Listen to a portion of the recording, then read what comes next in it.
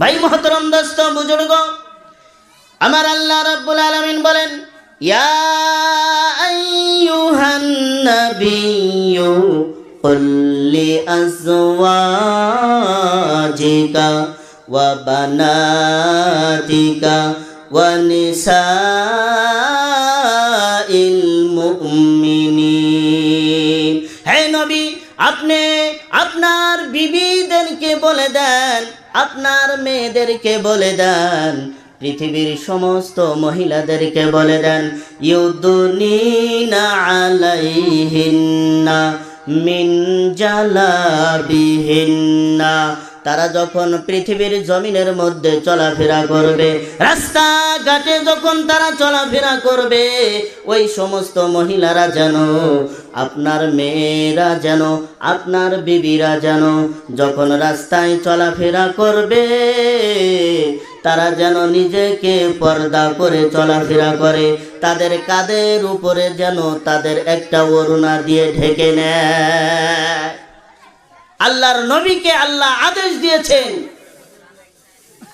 আল্লাহর নবীর বিবিদেরকে পর্দা করার কথা বলেছেন, আল্লাহর নবীর মেয়েদেরকে পর্দা করার কথা বলেছেন।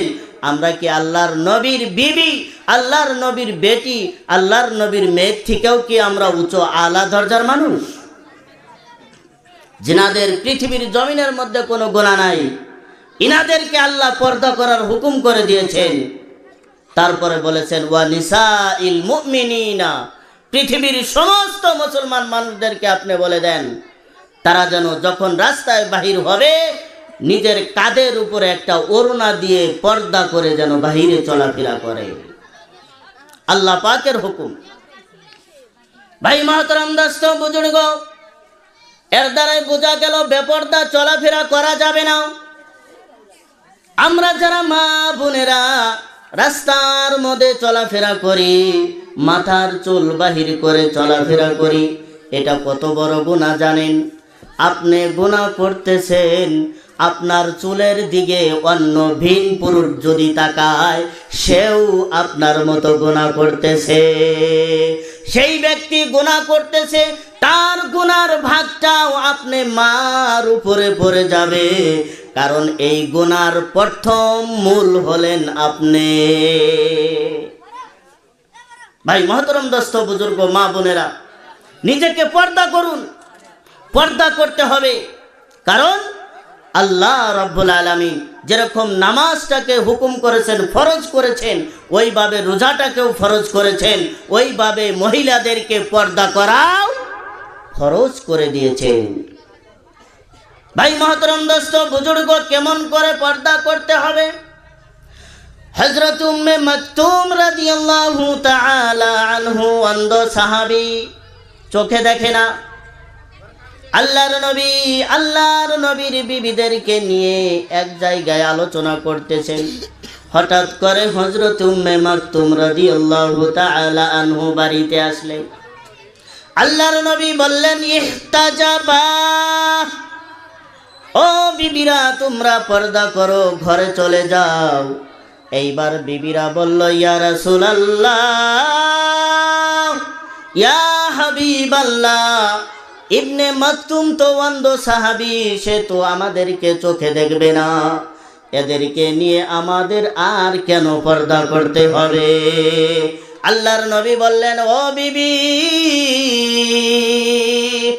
বুঝলাম উম্মে মাকতুম হলো অন্ধ সাহাবী, অন্ধ সাহাবী তো তোমাদেরকে দেখবে না, কিন্তু একটা কথা জেনে রাখো, তোমরা তো সেই অন্ধ সাহাবীকে দেখবে।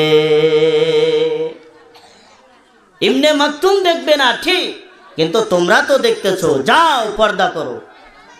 ভাই মহতরম দোস্ত বুজুর্গ, সুতরাং আমাদের মা বোনদেরকে পর্দা করতে হবে, পর্দায় রাখতে হবে। এই জায়গার অঞ্চলের মানুষদেরকে বলে যাই, আজ থেকে ওয়াদা করে নেন, জীবনে বেপর্দা হয়ে চলাফেরা করব না। আল্লাহর নবী বললেন, ফাতেমা 2 নম্বর মহিলাটাকে দেখলাম, আল্লাহ রাব্বুল আলামিন জিহ্বাটা গাছের সাথে পেরাক মারিয়া ঝইলাইয়া থুয়ে দিয়েছে। ওই মহিলাটার ভুল ছিল, কসুর ছিল। ওই মহিলাটা স্বামীর কথার সাথে টক্কর দিত, স্বামীকে কষ্ট দিত। দেয় না? এমন মা বোন আছে না নাই? স্বামীকে কষ্ট দেওয়া আছে। স্বামী একটা কথা বলল, তার সাথে সাথে উল্টা আর একটা কথা কয়া বসে। বসে না নাই? বসে। আপনাদের এখানে বোধহয় নাই, কিন্তু আমাদের ফলিমারিতে আছে।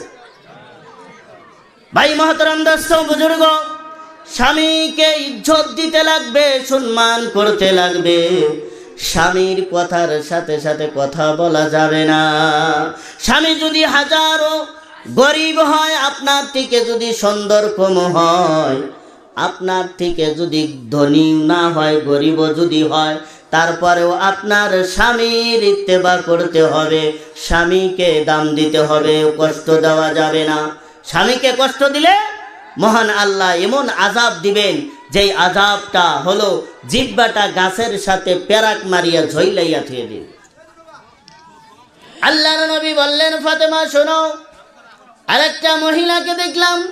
ওই মহিলাটা তার 4 হাত পাও বান্দিয়া মাটির মধ্যে ফালাইয়া থুয়ে দিয়েছে, আর বড় বড় সাপ বিচ্ছুগুলো মহিলাটার নিকটে ছেড়ে দিয়েছে। এই মহিলাটার কারণ ছিল, এই মহিলাটা এমন একটা ভুল করেছিল, নিজেকে পবিত্র হাসিল করতো না।